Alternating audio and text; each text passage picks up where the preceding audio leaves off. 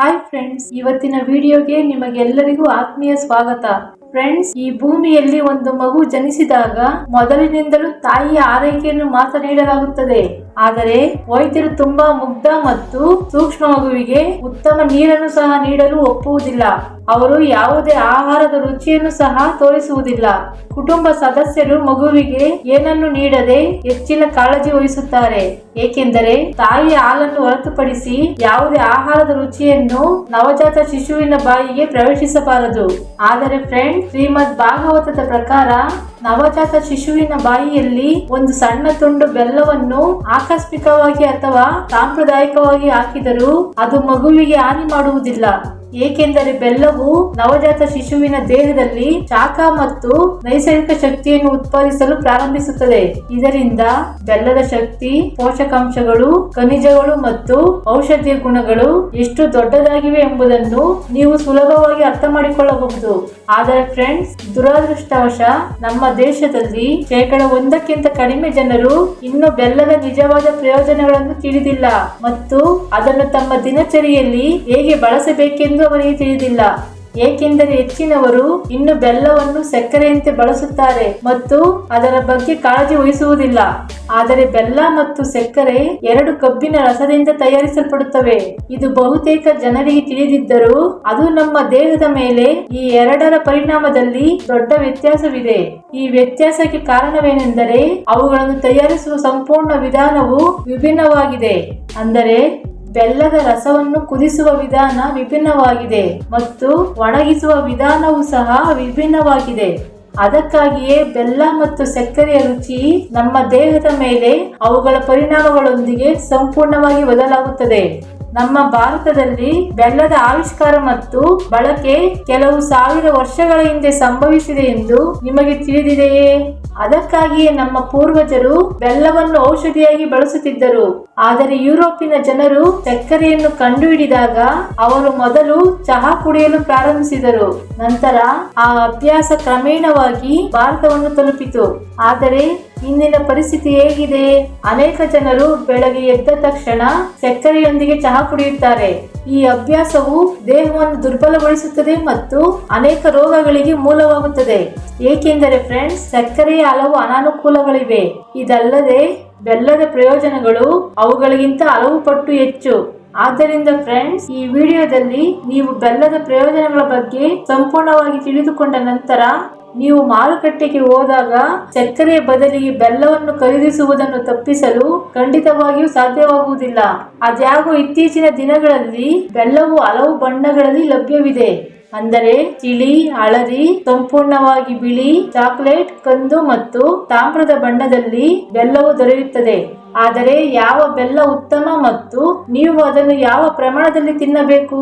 Friends, ಯಾವ ಬೆಲ್ಲ ಉತ್ತಮ ಎಂದು ತಿಳಿಯುವ ಮೊದಲು ಫ್ರೆಂಡ್ಸ್, ಈ ವಿಡಿಯೋ ತುಂಬಾ ಇಂಟ್ರೆಸ್ಟಿಂಗ್ ಆಗಿದೆ. ಎಲ್ಲಿಯೂ ಸ್ಕಿಪ್ ಮಾಡಿ ಪೂರ್ತಿಯಾಗಿ ನೋಡಿ. ಹಾಗೆಯೇ ಇದೇ ಮೊದಲ ಬಾರಿಗೆ ನಮ್ಮ ಚಾನೆಲ್ಗೆ ಭೇಟಿ ನೀಡಿದ್ದರೆ ಈ ವಿಡಿಯೋಗೊಂದು ಲೈಕ್ ನೀಡಿ ನಮ್ಮ ಚಾನೆಲ್ ಅನ್ನು ಸಬ್ಸ್ಕ್ರೈಬ್ ಮಾಡಿಕೊಳ್ಳಿ.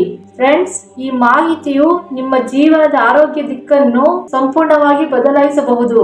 ಆದರೆ ನೀವು ನಿಮ್ಮ ದೈನಂದಿನ ಜೀವನದಲ್ಲಿ ಬೆಲ್ಲವನ್ನು ಅಳವಡಿಸಿಕೊಂಡರೆ ನಿಮ್ಮ ದೇಹದಲ್ಲಿನ ಆರೋಗ್ಯ ಮತ್ತು ಶಕ್ತಿಯು ದೀರ್ಘಕಾಲದವರೆಗೆ ಉತ್ತಮ ಸ್ಥಿತಿಯಲ್ಲಿರುತ್ತದೆ. ಫ್ರೆಂಡ್ಸ್, ಮೊದಲನೆಯದಾಗಿ ಬೆಲ್ಲ ಮತ್ತು ಸಕ್ಕರೆಯ ನಡುವಿನ ನಿಜವಾದ ವ್ಯತ್ಯಾಸವನ್ನು ಅರ್ಥ ಮಾಡಿಕೊಳ್ಳಲು ಪ್ರಯತ್ನಿಸೋಣ. ಏಕೆಂದರೆ ನಾವು ಈ ಎರಡನ್ನು ಪ್ರಯೋಗಾಲಯದಲ್ಲಿ ಪರೀಕ್ಷಿಸಿದಾಗ ಮಾತ್ರ ನಮಗೆ ಅರ್ಥವಾಗುತ್ತದೆ. ಸಕ್ಕರೆ ತಯಾರಿಕೆಯ ಸಮಯದಲ್ಲಿ ಅನೇಕ ಖನಿಜಗಳು ಮತ್ತು ಪೋಷಕಾಂಶಗಳು ಸಂಪೂರ್ಣವಾಗಿ ಕಳೆದು ಹೋಗುತ್ತವೆ. ಆದರೆ ಬೆಲ್ಲದಲ್ಲಿ ಕಬ್ಬಿನ ರಸದಲ್ಲಿರುವ ನೈಸರ್ಗಿಕ ಪದಾರ್ಥಗಳು ಬಹುತೇಕ ಒಂದೇ ಆಗಿರುತ್ತವೆ. ಆದ್ದರಿಂದ ಒಬ್ಬ ವ್ಯಕ್ತಿಯು ಪ್ರತಿದಿನ ಸಕ್ಕರೆಯನ್ನು ಸೇವಿಸಿದರೆ ನಮ್ಮ ದೇಹವು ಅದನ್ನು ಸಂಸ್ಕರಿಸಲು ತುಂಬಾ ಶ್ರಮಿಸಬೇಕಾಗುತ್ತದೆ. ಕ್ರಮೇಣ ನಮ್ಮ ದೇಹವು ದುರ್ಬಲಗೊಳ್ಳುತ್ತದೆ. ಆಮ್ಲೀಯತೆಯ ಸಮಸ್ಯೆಯು ಹೆಚ್ಚಾಗುತ್ತದೆ.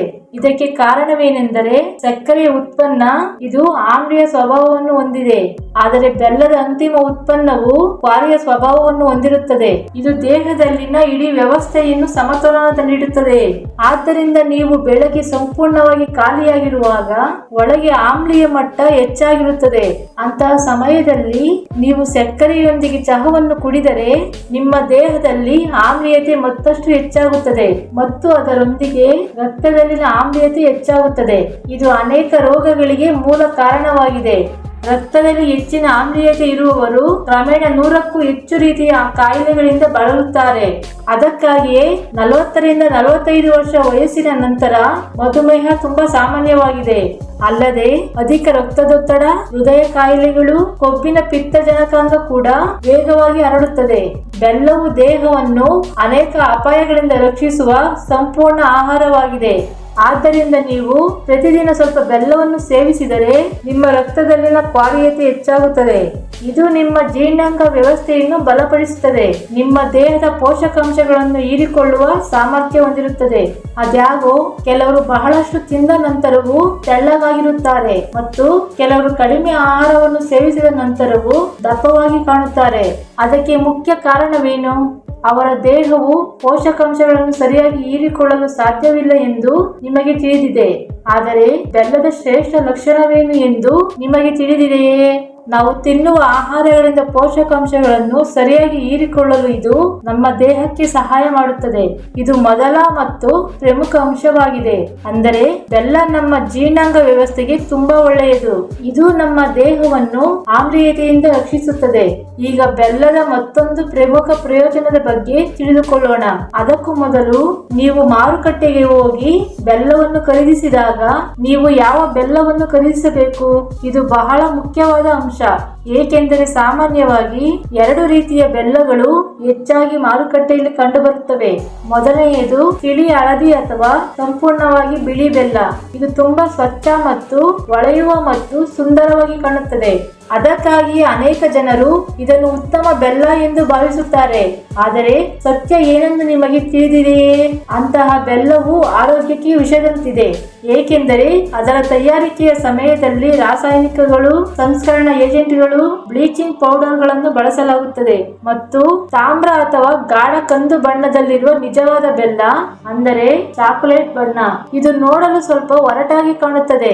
ಇದು ಸುಂದರವಾಗಿರುವುದಿಲ್ಲ. ಆದರೆ ಇದು ನಿಜವಾದ ನೈಸರ್ಗಿಕ ಮತ್ತು ಅತ್ಯಂತ ಆರೋಗ್ಯಕರ ಬೆಲ್ಲ. ಆದ್ದರಿಂದ ನೆನಪಿಡಬೇಕಾದ ವಿಷಯವೇನೆಂದರೆ, ನೀವು ಖರೀದಿಸುವ ಬೆಲ್ಲದ ಬಣ್ಣವು ಗಾಢವಾಗಿದ್ದಷ್ಟು ಅದು ಹೆಚ್ಚು ಶಕ್ತಿಶಾಲಿ, ಪೌಷ್ಟಿಕ ಮತ್ತು ನಿಮ್ಮ ಆರೋಗ್ಯಕ್ಕೆ ಒಳ್ಳೆಯದು. ಈಗ ಬೆಲ್ಲದ ಪ್ರಮುಖ ಪ್ರಯೋಜನಗಳ ಬಗ್ಗೆ ನಿಮಗೆ ತಿಳಿಸುತ್ತೇನೆ. ನೀವು ಪ್ರತಿದಿನ ಬೆಳಗ್ಗೆ ಖಾಲಿ ಹೊಟ್ಟೆಯಲ್ಲಿ 5 ಗ್ರಾಂ ಬೆಲ್ಲವನ್ನು ಉಗುರು ಬೆಚ್ಚಗಿನ ನೀರಿನೊಂದಿಗೆ ಸೇವಿಸಿದರೆ ಮೊದಲ ಪರಿಣಾಮವು ನಿಮ್ಮ ಮುಖದ ಮೇಲೆ ಕಂಡುಬರುತ್ತದೆ. ಅಂದರೆ ನಿಮ್ಮ ಮುಖವು ನೈಸರ್ಗಿಕ ಹೊಳಪಿನಿಂದ ಹೊಳೆಯುತ್ತದೆ. ನಿಮ್ಮ ಮುಖದ ಮೇಲೆ ಕಪ್ಪು ಕಲೆಗಳು ಕಡಿಮೆಯಾಗುತ್ತವೆ. ನಿಮ್ಮ ಚರ್ಮವು ನೈಸರ್ಗಿಕವಾಗಿ ಸ್ವಚ್ಛವಾಗುತ್ತದೆ. ಕಾಲುಗಳ ಕೆಳಗೆ ಕಪ್ಪು ವರ್ತುಲಗಳು ಕಡಿಮೆಯಾಗುತ್ತವೆ. ನಿಮ್ಮ ಚರ್ಮದ ವಿನ್ಯಾಸವು ಸುಧಾರಿಸುತ್ತದೆ. ನಿಮ್ಮ ಮುಖವು ಗುಲಾಬಿ ಬಣ್ಣಕ್ಕೆ ತಿರುಗುತ್ತದೆ. ನೀವು ನಿಜವಾಗಿಯೂ 1 ವಾರ ಪ್ರಾಮಾಣಿಕವಾಗಿ ಪ್ರಯತ್ನಿಸಿದರೆ ಕನ್ನಡಿಯಲ್ಲಿ ನಿಮ್ಮ ಮುಖವನ್ನು ನೋಡಿ ನೀವು ಆಶ್ಚರ್ಯಚಕಿತರಾಗುತ್ತೀರಾ. ಏಕೆಂದರೆ ಬೆಲ್ಲದಲ್ಲಿರುವ ಖನಿಜಗಳು ಮತ್ತು ಉತ್ಕರ್ಷಣ ನಿರೋಧಕಗಳು ನಿಮ್ಮ ಚರ್ಮವನ್ನು ಒಳಗಿನಿಂದ ಪೋಷಿಸುತ್ತವೆ. ಏಕೆಂದರೆ ಬೆಲ್ಲವು ವಯಸ್ಸಾಗುವುದನ್ನು ತಡೆಯುವ ಆಹಾರವಾಗಿದೆ. ಅವು ನಮ್ಮ ದೇಹದಲ್ಲಿನ ಜೀವಕೋಶಗಳು ಯಾವಾಗಲೂ ಕೆಲಸ ಮಾಡುತ್ತವೆ ಎಂದು ಖಚಿತಪಡಿಸುತ್ತವೆ. ಹೆಚ್ಚುವರಿ ಜೀವಕೋಶಗಳು ಬೇಗನೆ ಹಾನಿಗೊಳಗಾಗುತ್ತವೆ. ಆದರೆ ಬೆಲ್ಲದಲ್ಲಿರುವ ಉತ್ಕರ್ಷಣ ನಿರೋಧಕಗಳು ಆಸಿಡೀಕರಣವನ್ನು ಕಡಿಮೆ ಮಾಡುತ್ತದೆ ಮತ್ತು ಜೀವಕೋಶವು ದೀರ್ಘಕಾಲದವರೆಗೆ ಸಕ್ರಿಯವಾಗಿರುತ್ತದೆ. ಇದು ಚರ್ಮವನ್ನು ದೀರ್ಘಕಾಲದವರೆಗೆ ಯೌವನದಿಂದ ಇಡುತ್ತದೆ. ನಂತರ ನೀವು ಸುಕ್ಕುಗಳಿಂದ ಮುಕ್ತಿ ಪಡೆಯುತ್ತೀರಿ. ನಿಮ್ಮ ದೇಹದ ಶಕ್ತಿಯು ಹೆಚ್ಚಾಗುತ್ತದೆ.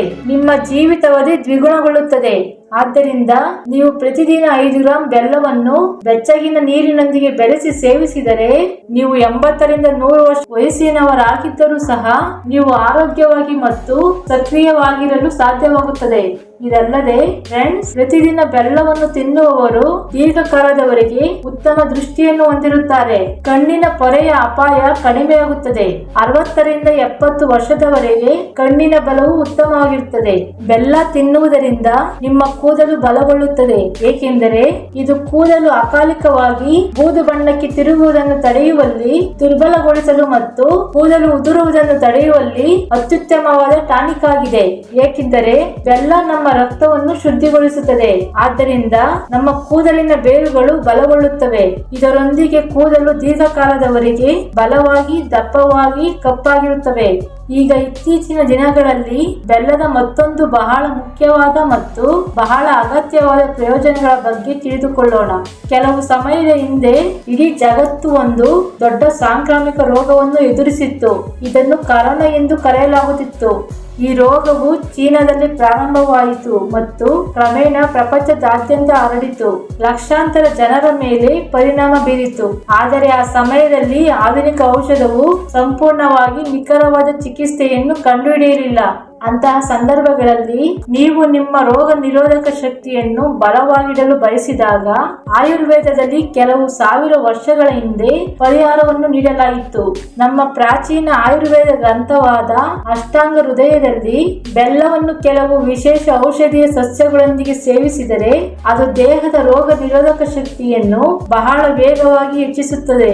ಈ ವಿಶೇಷ ಆಯುರ್ವೇದ ಪರಿಹಾರದಲ್ಲಿ 3-4 ಔಷಧೀಯ ಸಸ್ಯಗಳನ್ನು ಸಹ ಬಳಸಲಾಗುತ್ತದೆ.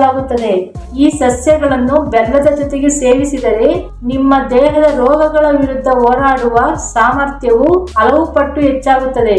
ಹಾಗಾದರೆ ಬೆಲ್ಲದ ಜೊತೆಗೆ ತೆಗೆದುಕೊಳ್ಳಬೇಕಾದ ಆ ವಿಶೇಷ ಮತ್ತು ಶಕ್ತಿಶಾಲಿ ಔಷಧೀಯ ಸಸ್ಯಗಳು ಯಾವುವು ಎಂಬುದನ್ನು ವಿವರವಾಗಿ ತಿಳಿದುಕೊಳ್ಳೋಣ. ಅವುಗಳನ್ನು ಬೆಲ್ಲದೊಂದಿಗೆ ಸರಿಯಾಗಿ ಹೇಗೆ ಬೆರೆಸಬೇಕು, ಯಾವ ಪ್ರಮಾಣದಲ್ಲಿ ಮತ್ತು ಯಾವಾಗ ತೆಗೆದುಕೊಳ್ಳಬೇಕು ಎಂಬುದನ್ನು ತಿಳಿದುಕೊಳ್ಳೋಣ. ಏಕೆಂದರೆ ಫ್ರೆಂಡ್ಸ್, ನಿಮ್ಮ ದೇಹವನ್ನು ಸಂಪೂರ್ಣವಾಗಿ ಬಲವಾಗಿ ಮತ್ತು ಒಳಗಿನಿಂದ ಬರುವ ರೋಗಗಳಿಂದ ಸುರಕ್ಷಿತವಾಗಿರಿಸಿಕೊಳ್ಳುವುದು ಬಹಳ ಅವಶ್ಯಕ. ಏಕೆಂದರೆ ಫ್ರೆಂಡ್ಸ್, ಈಗ ನಾವು ಆ ವಿಶೇಷ ಅತ್ಯಂತ ಪ್ರಾಚೀನ ಮತ್ತು ಅತ್ಯಂತ ಪರಿಣಾಮಕಾರಿ ಆಯುರ್ವೇದದ ಪರಿಹಾರದ ಬಗ್ಗೆ ವಿವರವಾಗಿ ತಿಳಿದುಕೊಳ್ಳಲಿದ್ದೇವೆ. ಇದು ನಿಮ್ಮ ದೇಹದ ರೋಗ ನಿರೋಧಕ ಶಕ್ತಿಯನ್ನು ಹಲವು ಪಟ್ಟು ಬಲಪಡಿಸುತ್ತದೆ. ಇದು ನಿಮ್ಮ ದೇಹವನ್ನು ಎಲ್ಲಾ ರೀತಿಯ ವೈರಸ್ಗಳು, ಬ್ಯಾಕ್ಟೀರಿಯಾಗಳು ಮತ್ತು ಕಾಲೋಚಿತ ಸೋಂಕುಗಳಿಂದ ರಕ್ಷಿಸಲು ಸಹಾಯ ಮಾಡುತ್ತದೆ. ಇದಕ್ಕಾಗಿ ನಿಮಗೆ ಯಾವುದೇ ದುಬಾರಿ ಔಷಧಿಗಳು, ಆಮದು ಮಾಡಿದ ವಸ್ತುಗಳು ಅಥವಾ ವಿದೇಶಿ ಪೂರಕಗಳು ಅಗತ್ಯವಿಲ್ಲ. ಇದನ್ನು ಬಹುತೇಕ ಎಲ್ಲ ಭಾರತೀಯ ಮನೆಗಳಲ್ಲಿ ಕಂಡುಬರುವ ಸಾಮಾನ್ಯ ವಸ್ತುಗಳಿಂದ ತಯಾರಿಸಬಹುದು. ಮೊದಲನೆಯದಾಗಿ, ನೀವು ಮನೆಯಲ್ಲಿ ಹೊಂದಿರುವ ರೂಲಿಂಗ್ ಪಿನ್ ಅನ್ನು ತೆಗೆದುಕೊಳ್ಳಬೇಕು. ಆದರೆ ಆ ರೂಲಿಂಗ್ ಪಿನ್ ನಲ್ಲಿ ನೀವು ಈಗ ನಿಮಗೆ ಹೇಳಲಿರುವ ಔಷಧಿಯ ಮಿಶ್ರಣವನ್ನು ತಯಾರಿಸಬೇಕು. ಮೊದಲು ನೀವು ರೂಲಿಂಗ್ ಪಿನ್ ನಲ್ಲಿ ಸುಮಾರು 5 ಗ್ರಾಂ ಶುದ್ಧ ದೇಸಿ ಬೆಲ್ಲವನ್ನು ತೆಗೆದುಕೊಳ್ಳಬೇಕು. ಅದರೊಂದಿಗೆ ನಾವು ಸುಮಾರು 5 ಗ್ರಾಂ ತಾಜಾ ಗಿಲಾಯ್ ಅಂದರೆ ಗೆಣಸಿನ ಬೇರುಗಳನ್ನು ಕೂಡ ಸೇರಿಸಬೇಕು.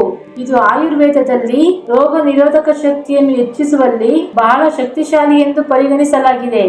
ಈಗ ಸುಮಾರು 1/2 ಗ್ರಾಂ ತಾಜಾ ಶುಂಠಿಯನ್ನು ಸಣ್ಣ ತುಂಡುಗಳಾಗಿ ಕತ್ತರಿಸಿ ಅದರಿಂದ ಸಿಪ್ಪೆ ತೆಗೆದು ಸೇರಿಸಿ. ಈಗ 2 ತಾಜಾ ಕೋಮಲ ಬೇವಿನ ಎಲೆಗಳು ಮತ್ತು 4-5 ತುಳಸಿ ಎಲೆಗಳನ್ನು ಸೇರಿಸಿ. ಈ ಎಲ್ಲ ಪದಾರ್ಥಗಳನ್ನು ಒಂದು ಬಟ್ಟಲಿನಲ್ಲಿ ಹಾಕಿ ನಯವಾದ ದಪ್ಪ ಪೇಸ್ಟ್ ಮಾಡಲು ಚೆನ್ನಾಗಿ ಪುಡಿ ಮಾಡಿ. ಈ ರೀತಿ ತಯಾರಿಸಿದ ಔಷಧಿಯ ಮಿಶ್ರಣವನ್ನು ಒಂದು ಚಮಚವನ್ನು ತೆಗೆದುಕೊಂಡು ಬೆಚ್ಚಗಿನ ನೀರಿನೊಂದಿಗೆ ಬೆರೆಸಿ ಪ್ರತಿದಿನ ಬೆಳಗ್ಗೆ ಖಾಲಿ ಹೊಟ್ಟೆಯಲ್ಲಿ ತೆಗೆದುಕೊಳ್ಳಿ. ಇದು ನಿಮ್ಮ ರೋಗ ನಿರೋಧಕ ಶಕ್ತಿಯನ್ನು ಬಲಪಡಿಸುತ್ತದೆ. ಯಾವುದೇ ವೈರಸ್, ಜ್ವರ ಅಥವಾ ಕಾಲೋಚಿತ ಕಾಯಿಲೆಗಳು ನಿಮ್ಮ ಮೇಲೆ ಹೆಚ್ಚು ಪರಿಣಾಮ ಬೀರುವುದಿಲ್ಲ. ಪರಿಹಾರವು ಸಂಪೂರ್ಣವಾಗಿ ನೈಸರ್ಗಿಕವಾಗಿರುವುದರಿಂದ ಇದು ನಿಮ್ಮ ದೇಹವನ್ನು ಒಳಗಿನಿಂದ ನಿರ್ವಿಷಗೊಳಿಸಲು ಸಹಾಯ ಮಾಡುತ್ತದೆ. ಅದು ಸಹ ಯಾವುದೇ ಅಡ್ಡ ಪರಿಣಾಮಗಳಿಲ್ಲದೆ. ಯಾರಾದರೂ ಈ ಪರಿಹಾರವನ್ನು ಮನೆಯಲ್ಲಿಯೇ ಸುಲಭವಾಗಿ ತಯಾರಿಸಬಹುದು ಮತ್ತು ಬಳಸಬಹುದು. ಫ್ರೆಂಡ್ಸ್, ಈಗ ಬೆಲ್ಲದಿಂದ ಮಾಡಿದ ಮತ್ತೊಂದು ಅದ್ಭುತವಾದ ಕಷಾಯದ ಬಗ್ಗೆ ತಿಳಿದುಕೊಳ್ಳೋಣ. ಇದಕ್ಕಾಗಿ ಮೊದಲು 1 ಲೋಟ ನೀರು, ಶುದ್ಧವಾದ ಉಕ್ಕಿನ ಪಾತ್ರೆಯನ್ನು ತೆಗೆದುಕೊಳ್ಳಿ. ಇದರಲ್ಲಿ 1/2 ಗ್ರಾಂ ಶುಂಠಿ, ಸುಮಾರು 10 ಗ್ರಾಂ ಸೆನ್ನ ಬೇರು ಅಂದರೆ ಸೆಣಬಿನ ಬೇರನ್ನು ಸೇರಿಸಿ. ಈಗ 3-5 ಗ್ರಾಂ ದೇಸಿ ಬೆಲ್ಲವನ್ನು ಸೇರಿಸಿ ಮತ್ತು ಎಲ್ಲ ಪದಾರ್ಥಗಳನ್ನು ನಿಧಾನವಾಗಿ ಕುದಿಸಿ. ಈ ನೀರು ಕುದಿಸಿ ಅರ್ಧದಷ್ಟು ಕಡಿಮೆಯಾದಾಗ ಅದನ್ನು ಸೋಸಿ ಸ್ವಲ್ಪ ತಣ್ಣಗಾದ ನಂತರ ಅದನ್ನು ಬೆಚ್ಚಗೆ ಕುಡಿಯಿರಿ ಮತ್ತು ಬೆಳಗ್ಗೆ ಖಾಲಿ ಹೊಟ್ಟೆಯಲ್ಲಿ ನಿಧಾನವಾಗಿ ಕುಡಿಯಿರಿ. ಈ ಪಾನೀಯವು ನಿಮ್ಮ ರೋಗ ನಿರೋಧಕ ಶಕ್ತಿಯನ್ನು ಹೆಚ್ಚಿಸುವುದಲ್ಲದೆ ನಿಮ್ಮ ದೇಹವನ್ನು ಆಂತರಿಕವಾಗಿ ಶುದ್ಧಗೊಳಿಸುತ್ತದೆ, ಜೀರ್ಣಾಂಗ ವ್ಯವಸ್ಥೆಯನ್ನು ಬಲಪಡಿಸುತ್ತದೆ. ದಿನವಿಡೀ ದಣಿವು ಅನುಭವಿಸದೆ ಮತ್ತು ನಿದ್ರೆ ಬರದೆ ನಿಮ್ಮ ಆಲಸ್ಯವನ್ನು ತೊಡೆದುಹಾಕಲು ನಿಮಗೆ ಸಹಾಯ ಮಾಡುತ್ತದೆ. ಈ ಕಷಾಯವನ್ನು ನೀವು 7 ದಿನಗಳ ಕಾಲ ನಿರಂತರವಾಗಿ ಕುಡಿದರೆ ನಿಮ್ಮ ದೇಹದ ರೋಗಗಳ ವಿರುದ್ಧ ಹೋರಾಡುವ ಸಾಮರ್ಥ್ಯ ಹಲವು ಪಟ್ಟು ಹೆಚ್ಚಾಗುತ್ತದೆ. ಫ್ರೆಂಡ್ಸ್, ಈಗ ನಾವು ಬೆಲ್ಲದಿಂದ ತಯಾರಿಸುವ ಚಹಾದ ಬಗ್ಗೆ ತಿಳಿದುಕೊಳ್ಳೋಣ. ಇತ್ತೀಚಿನ ದಿನಗಳಲ್ಲಿ ಬೆಲ್ಲದ ಚಹಾ ಕೂಡ ಅದ್ಭುತ ಮತ್ತು ಅತ್ಯಂತ ಆರೋಗ್ಯಕರ ಪಾನೀಯವಾಗಿದೆ. ಆದ್ದರಿಂದ ನೀವು ಬೆಳಗ್ಗೆ ಬೆಚ್ಚಗಿನ ನೀರನ್ನು ಕುಡಿದ ನಂತರ ಬೆಲ್ಲದಿಂದ ಮಾಡಿದ ಬೆಲ್ಲದ ಚಹಾವನ್ನು ಸೇವಿಸಿದರೆ ಅದು ತುಂಬಾ ಪರಿಣಾಮಕಾರಿ ಆಯುರ್ವೇದ ಔಷಧದಂತೆ ಕಾರ್ಯನಿರ್ವಹಿಸುತ್ತದೆ. ಆದ್ದರಿಂದ ಬೆಲ್ಲದ ಚಹಾವನ್ನು ತಯಾರಿಸಲು 1 ಕಪ್ ನೀರನ್ನು ಕುದಿಸಿ. ಮೊದಲು ಒಂದು ಬಟ್ಟಲಿನಲ್ಲಿ ನೀರನ್ನು ಸುರಿಯಿರಿ ಮತ್ತು ಅದನ್ನು ಗ್ಲಾಸ್ ಒಳಗೆ ಹಾಕಿ ಅದರಲ್ಲಿ 1 ಅಥವಾ 2 ಏಲಕ್ಕಿ ಸೇರಿಸಿ ಮತ್ತು ಕುದಿಸಿ. ನೀವು ಬಯಸಿದರೆ ನೀವು ಸ್ವಲ್ಪ ಶುಂಠಿ, ಮೆಣಸಿನ ಪುಡಿ ಅಥವಾ ದಾಲ್ಚಿನ್ನಿ ಕಡ್ಡಿಯನ್ನು ಕೂಡ ಸೇರಿಸಬಹುದು. ಈಗ ಅದರಲ್ಲಿ ಸುಮಾರು 5 ಗ್ರಾಂ ಬೆಲ್ಲವನ್ನು ಸೇರಿಸಿ ಚೆನ್ನಾಗಿ ಕುದಿಸಿ. ಬೆಲ್ಲ ಸಂಪೂರ್ಣವಾಗಿ ಕರಗಿದ ನಂತರ ಮತ್ತೆ 5 ಗ್ರಾಂ ಬೆಲ್ಲವನ್ನು ಸೇರಿಸಿ ಮತ್ತು ಸ್ವಲ್ಪ ಸಮಯ ಕುದಿಯಲು ಬಿಡಿ. ನಂತರ ಕೊನೆಯ ಬಾರಿಗೆ ಮತ್ತೊಂದು 5 ಗ್ರಾಂ ಬೆಲ್ಲವನ್ನು ಸೇರಿಸಿ ಮತ್ತು 3ನೇ ಬಾರಿಗೆ ಕುದಿಸಿ. ಈ ರೀತಿಯಾಗಿ 1 ಕಪ್ ಚಹಾದಲ್ಲಿ ಒಟ್ಟು 15 ಗ್ರಾಂ ಬೆಲ್ಲವನ್ನು ಬಳಸಬೇಕು. ಚಹಾ ಸಂಪೂರ್ಣವಾಗಿ ತಯಾರಾದ ನಂತರ ಇದನ್ನು ಸೋಸಿ ನೀವು ಬಯಸಿದರೆ ಸ್ವಲ್ಪ ಹಾಲನ್ನು ಸೇರಿಸಿ. ಬೆಳಗ್ಗೆ ಖಾಲಿ ಹೊಟ್ಟೆಯಲ್ಲಿ ಈ ಚಹಾವನ್ನು ನಿಧಾನವಾಗಿ ಕುಡಿಯಿರಿ. ನೀವು ಪ್ರತಿದಿನ ಈ ಬೆಲ್ಲದ ಚಹಾವನ್ನು ಕುಡಿದರೆ ನಿಮ್ಮ ಜೀರ್ಣಾಂಗ ವ್ಯವಸ್ಥೆಯು ತುಂಬಾ ಶುದ್ಧವಾಗುತ್ತದೆ ಮತ್ತು ನಿಮಗೆ ಮಲಬದ್ಧತೆ ಸಮಸ್ಯೆಗಳು ಬರುವುದಿಲ್ಲ. ಆಮ್ಲೀಯತೆ, ಅಜೀರ್ಣದಂತಹ ಸಮಸ್ಯೆಗಳು ಸಹ ಸಂಪೂರ್ಣವಾಗಿ ಕಡಿಮೆಯಾಗುತ್ತವೆ. ಮಲಬದ್ಧತೆ ಸಮಸ್ಯೆ ಇರುವವರು, ಭಾರವಾದ ಹೊಟ್ಟೆಯನ್ನು ಹೊಂದಿರುವವರು ಮತ್ತು ದಿನಕ್ಕೆ ಹಲವು ಬಾರಿ ಶೌಚಾಲಯಕ್ಕೆ ಹೋಗುವವರಿಗೆ ಈ ಬೆಲ್ಲದ ಚಹಾವು ವರದಾನವಾಗಿದೆ. ಏಕೆಂದರೆ ಇದು ಸಣ್ಣ ಕರುಳು ಮತ್ತು ದೊಡ್ಡ ಕರುಳು ಎರಡನ್ನೂ ಸ್ವಚ್ಛಗೊಳಿಸುತ್ತದೆ. ನಿಯಮಿತವಾಗಿ ಬೆಲ್ಲದ ಚಹಾ ಕುಡಿಯುವ ಜನರಿಗೆ ಜೀವನದಲ್ಲಿ ಮಧುಮೇಹ ಬರುವ ಸಾಧ್ಯತೆ ಬಹಳ ಕಡಿಮೆ. ಏಕೆಂದರೆ ಅದು ದೇಹದಲ್ಲಿ ಇನ್ಸುಲಿನ್ ಅನ್ನು ಸಮತೋಲನಗೊಳಿಸುತ್ತದೆ, ರಕ್ತದಲ್ಲಿನ ಆಮ್ಲೀಯತೆಯನ್ನು ಕಡಿಮೆ ಮಾಡುತ್ತದೆ. ಬೆಳಗ್ಗೆ ಇದನ್ನು ಕುಡಿದರೆ ನಿಮ್ಮ ರಕ್ತದಲ್ಲಿನ ಸಕ್ಕರೆ ಮಟ್ಟವು ನಿಯಂತ್ರಣದಲ್ಲಿರುತ್ತದೆ. ದೇಹವು ದಿನವಿಡೀ ಶಕ್ತಿಯುತವಾಗಿರುತ್ತದೆ.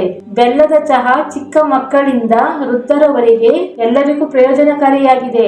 ಇದು ರಕ್ತದೊತ್ತಡವನ್ನು ನಿಯಂತ್ರಣದಲ್ಲಿಡಲು ಸಹಾಯ ಮಾಡುತ್ತದೆ. ಇದು ನಿಮ್ಮ ಹೃದಯ ಮತ್ತು ಯಕೃತ್ತಿನ ಕಾರ್ಯವನ್ನು ಸುಧಾರಿಸುತ್ತದೆ.